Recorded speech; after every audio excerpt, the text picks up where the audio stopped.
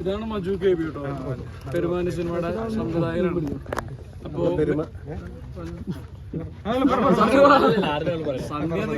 പറയാൻ കാത്തിരിക്കുകയാണ്. Perumani cinema May 10 റിലീസാണ്. Perumani ഗ്രാമത്തിന്റെ പെരുമകൾ വിളിച്ചറിയിക്കുന്ന സിനിമയാണ്. വിളിച്ചറിയിച്ചുകൊണ്ടുവരുന്ന സിനിമ പെരുമാനി മെയ് 10 നിങ്ങളുടെ തൊട്ടടുത്തുള്ള തിയേറ്ററുകളിൽ റിലീസാണ്. അതിന്റെ നമ്മളെ പ്രൊമോഷന്റെ ഭാഗമായിട്ടുള്ള ജീപ്പാണ്, അനൗൺസ്മെന്റ് ജീപ്പാണ്. അപ്പൊ അതിന്റെ ഫ്ലാഗ് ഓഫ് ആണ് ഇവിടെ നടക്കാൻ പോകുന്നത്. കേരളത്തിൽ അങ്ങോളം ഇങ്ങോളം യാത്ര ചെയ്യുന്നുണ്ട് ഈ ജീപ്പ്. എല്ലാ ഗ്രാമങ്ങളും.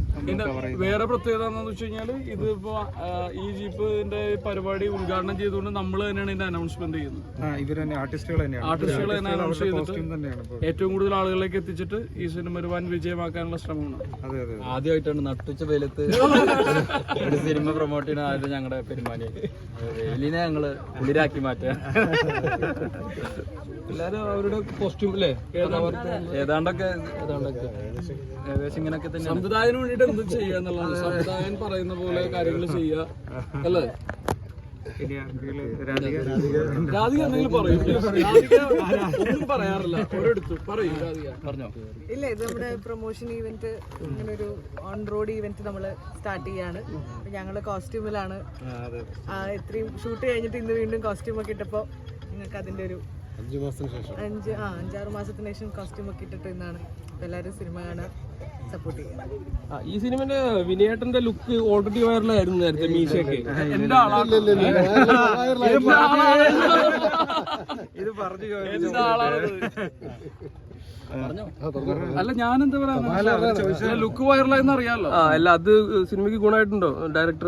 തീർച്ചയായിട്ടും. പക്ഷെ ഈ സിനിമയെക്കാളും കൂടുതൽ കൊടുത്തു. പക്ഷെ അതിൽ കംപ്ലൈന്റ് ഒക്കെ ഉണ്ട് എനിക്ക്. പക്ഷെ അവിടെ നിന്ന് തന്നെ ഞാൻ ആ മൊമെന്റ്, അതായത് ആ സമയം മുതൽ ഈ സിനിമയെ പ്രൊമോട്ട് ചെയ്ത എന്നോടാണ് ഇയാള് പറയുന്നത്. ഇല്ല തമാശയാണ്, ഞങ്ങളുടെ സുഹൃത്തിന്റെ ഒരു തമാശ. അല്ല, ഇത് ഇങ്ങനത്തെ ഒരു ലുക്ക് നമുക്ക് ഒരുപാട് ഗുണം ചെയ്തിട്ടുണ്ട്.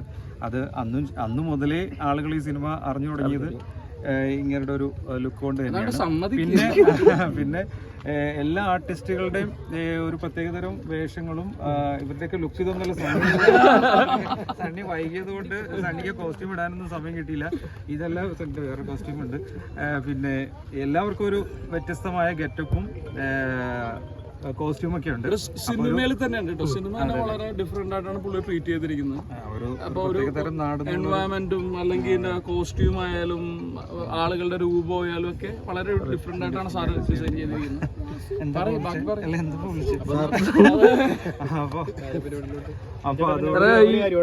ഇപ്പം പ്രൊമോഷന്റെ ഭാഗമായിട്ട് വണ്ടിയും പരിപാടിയൊക്കെ കൊള്ളാൻ നല്ല രസമുണ്ട്. പക്ഷെ ഈ കോളാമ്പി നിരോധിച്ചതല്ലേ, അപ്പൊ അത് വെച്ച് പോയി കഴിഞ്ഞാൽ പോലീസ് പിടിക്കത്തില്ലേ? ഇല്ല, പോലീസിനോടൊക്കെ പെർമിഷൻ എടുത്തിട്ടുണ്ട് ഞങ്ങള്. നല്ലൊരു ചോദ്യം വന്നേക്കണം.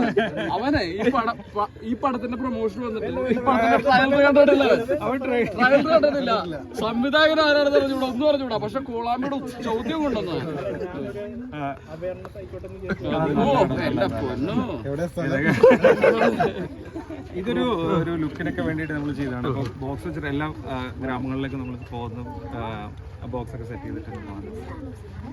പിന്നെ ഇവരൊക്കെ ആയിരിക്കും മൈക്ക് അനൗൺസ്മെന്റ് ഒക്കെ ചെയ്യുന്നത് എന്നുള്ളൊരു കാര്യം. ഇത്രയും ആത്മാർത്ഥതയോട് കൂടിയിട്ട് എല്ലാവരും വർക്ക് ചെയ്യുന്നുണ്ട്. അത് സിനിമയുടെ കൂടെ നിൽക്കാനുള്ള എല്ലാവരും ഭയങ്കര താല്പര്യം കാണിക്കുന്നുണ്ട്. അത് ഞങ്ങളുടെ സിനിമയോടുള്ള കോൺഫിഡൻസ് ആണ്. ഞങ്ങൾ ഈ സിനിമ ഒരു വലിയ സക്സസ് ആവുമെന്നുള്ള ഭയങ്കര പ്രതീക്ഷയാണ് ഞങ്ങൾക്കുള്ളത്. അപ്പോൾ നിങ്ങളെല്ലാവരും കൂടെ ഞങ്ങൾക്ക് സപ്പോർട്ട് തന്നാൽ തീർച്ചയായിട്ടും ഓൺലൈൻ ചാനലിൽ കൂടെ അതെ മെയ് 10 ആരും മറക്കരുത്. മെയ് 10 ഏറ്റവും വലിയ ചലഞ്ച്. ഇപ്പം മലയാള സിനിമയുടെ ഒരു ഗോൾഡൻ പീരീഡ് ആണ്. ഇപ്പൊ തിയേറ്ററിൽ ഗംഭീര സിനിമകൾ നടക്കുന്നുണ്ട്. നമുക്ക് മുമ്പ് ഗംഭീര സിനിമകളുണ്ട്, നമുക്ക് ശേഷം ഗംഭീര സിനിമകളുണ്ട്. പക്ഷെ നമ്മുടെ പടവും ഗംഭീര സിനിമയാണ്. അപ്പോൾ നല്ലൊരു സിനിമയായിട്ട് അത് പ്രൊമോഷന്റെ കുറവ് കൊണ്ട് ആളുകൾ കാണാണ്ടിരിക്കരുത്, അല്ലെങ്കിൽ വലിയൊരു സിനിമ വന്നുകൊണ്ട് നമ്മുടെ നല്ല സിനിമ കാണാണ്ടിരിക്കരുത്.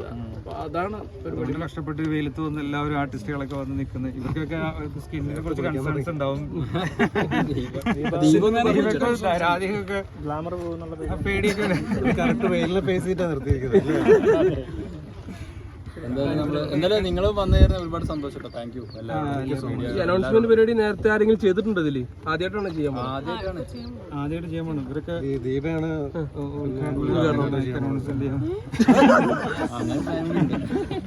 അറിയില്ലല്ലേ, നിങ്ങൾ നോട്ടീസ് കൊടുത്തില്ലല്ലോ. സിനിമ കാണണം, പെരുമാനീനെ സപ്പോർട്ട് ചെയ്യണം. മെയ് 10-ന് എല്ലാവരും എക്സൈറ്റഡ് ആണ്. 70ഓളം ആർട്ടിസ്റ്റുകളുള്ള സിനിമയാണ്. ഞാൻ ആദ്യമായിട്ട് ലീഡായിട്ട് ചെയ്തിട്ടുള്ളൊരു സിനിമയാണ്. ഒത്തിരി കഷ്ടപ്പാടുകൾ അതിൻ്റെ കൂടെ ഉണ്ടായിട്ടുണ്ടായിരുന്നു, ട്രാൻസ്ഫോർമേഷൻ ചെയ്തിട്ടുണ്ടായിരുന്നു. ഞങ്ങൾ എല്ലാവരും തന്നെ അല്ല, ലുക്മാൻ ഇങ്ങനെ നല്ല കേട്ടോ, നല്ല അത്യാവശ്യം മണ്ണൊക്കെ ഉണ്ടായിരുന്നു കുറച്ചാണ് പുതിയ സിനിമയിലേക്കൊക്കെ. അപ്പം എല്ലാവരും കാണുക, സപ്പോർട്ട് ചെയ്യുക. Okay, thank you. Thank you.